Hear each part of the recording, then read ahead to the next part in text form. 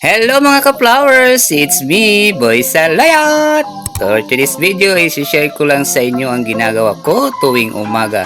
Kaya tara, samahan nyo at ipil natin ang buhay dito sa kabukiran. Let's go!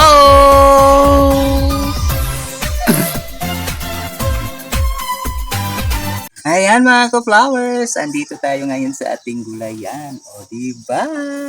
Unti-unti na silang nag-grow up. O di katulad ng height mo, hindi nag-grow. Aray ko!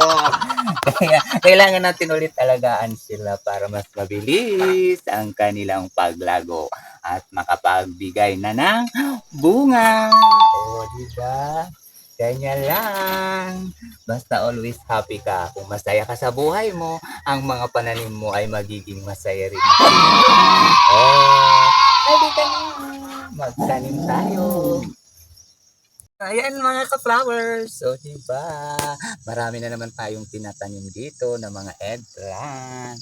Oh, yan. Nataniman na yung area na yan. Puro na yan eggplant.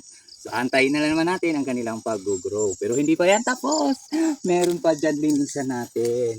At pagtataniman natin yan din ng eggplant. So, the more tanim, the more harvesting. O, diba? Hanggang doon pa yan sa dulo ng walang hanggan. O kayo, ano mang gusto nyo sa luto ng eggplant? Comment down below! Ayan. Okay kayo! Dito sa amin, sa Kabukiran, bawal ang sad. Dapat happy lang! Bye-bye!